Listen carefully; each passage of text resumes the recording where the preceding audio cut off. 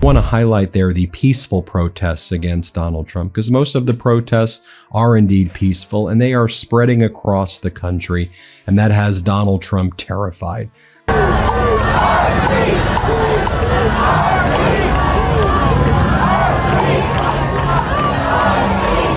Not sure if you've seen this yet, but Donald Trump is now putting fencing and gates all throughout Washington, D.C.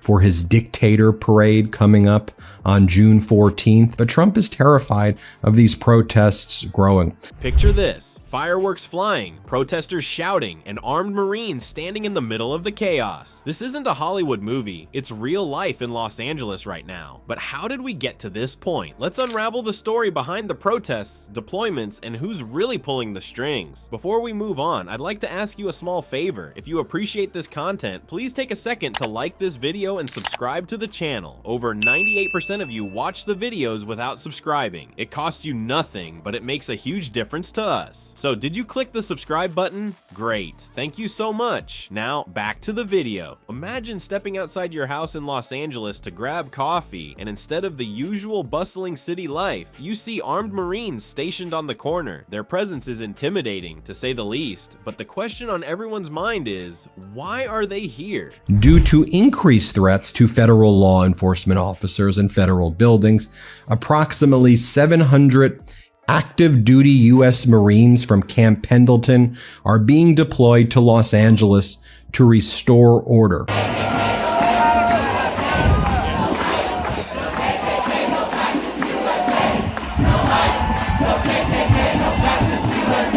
This is just one of the tactics of authoritarian regimes. They try to escalate things, create the problem, and then they try to use military force to control the population. It all started with protests that erupted in response to Trump's aggressive immigration policies, specifically his large-scale raids targeting undocumented immigrants. Los Angeles, being one of the most diverse cities in the country, became a focal point. Thousands of people took to the streets, not just here, but in cities like Dallas as well. Many protesters weren't just there for politics. They showed up for their families, friends, and neighbors. It wasn't just about immigration, it was personal. These were folks standing up to keep loved ones safe and saying no to what they saw as an unnecessary act of cruelty. I was just informed Trump is deploying another 2,000 guard troops to LA.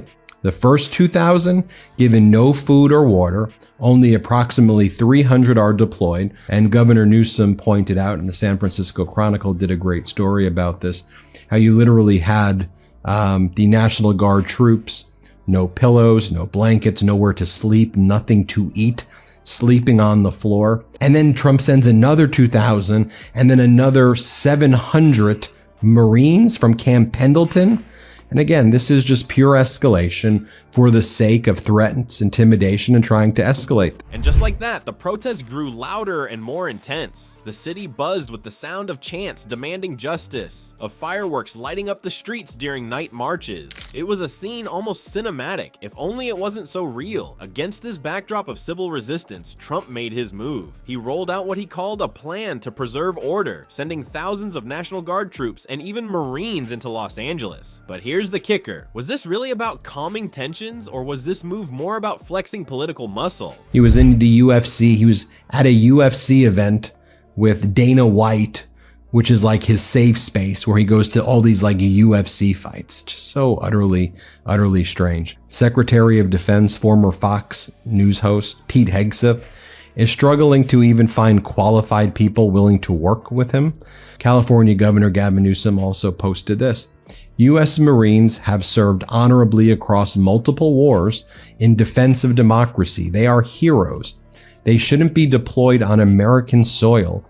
It has so far found no suitable takers, according to 4 current and former administration officials and a Republican congressional aide. Legally, this raises some eyebrows. Ever heard of the Posse Comitatus Act? It's a fancy way of saying federal troops can't act like the police. So what are Marines doing standing guard on urban streets when they can't technically make arrests? Their official assignment is to protect federal property. Sounds straightforward, until you remember they're carrying weapons in a city already on edge. That's not exactly calming for tense protesters. And maybe that's the point. Is it possible their presence isn't just about keeping buildings intact, but rather about sending a message? Whatever the case, California's governor has some strong thoughts about it. Let's just say Gavin Newsom isn't rolling out the welcome mat. Stay tuned. What happens when a state looks at Washington and says, "Not in my backyard," only for the federal government to fire back with, "Well, too bad." That's exactly the scene playing out as California takes a stand against Trump's decision to deploy federal troops to Los Angeles. And leading the charge, Governor Gavin Newsom, who's treating this like more than just a policy disagreement. This is a constitutional standoff.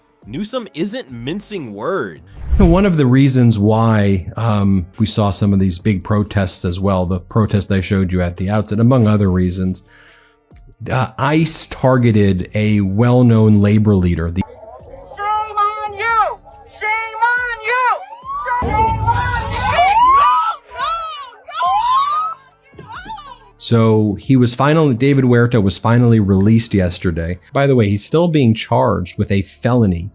Based on what I showed you in that prior video, they're saying that he attacked and obstructed the ICE officers. He's called the deployment a blatant overreach, arguing that it violates California's sovereignty under the 10th Amendment. For those unfamiliar, this amendment is like the state's ultimate comeback card. It reserves any powers not explicitly given to the federal government for the states or the people. Newsom claims Trump has crossed a key line with this deployment. After all, troops are only supposed to step in during rebellion, insurrection, or when federal law is being openly defied. Is that really what's happening in Los Angeles right now? But Newsom isn't stopping at speeches or tweets. He's throwing money at the issue. Over $2.5 billion has been earmarked for lawsuits against the Trump administration. Yep, that's billion with a B, immigration crackdowns, environmental rollbacks, federal troops. You name it, California's suing over it. And while some might see this as just an ideological spat, Newsom's legal arguments are gaining traction with experts. Take Melanie Sloan, a former federal prosecutor, for example. She's pointed out that Trump's deployment might have serious legal flaws. According to Sloan, the law requires specific conditions like insurrection to justify sending in troops, and there's no rebellion in LA. This raises the question, if those conditions aren't met, is Trump essentially playing fast and loose with federal power? If Newsom wins in court, it could send shockwaves far beyond California. It's about more than just kicking Marines off LA streets. It's about setting a precedent. Are we watching the start of a rebalanced America where states can push back harder? This fight might just be the legal drama of the decade. The deployment of troops in Los Angeles might look like a response to protests, but it's really about something much bigger. Power. Who decides what happens in America? The states or the federal government? California isn't just fighting over Marines on the streets. They're fighting over the Constitution itself. With no insurrection to justify the troops, Governor Newsom's argument under the 10th Amendment has weight, backed by legal minds like Melanie Sloan. It's a high-stakes battle that could set the rules for federal overreach. So what kind of country do you want? One where states push back, or one where Washington runs it all?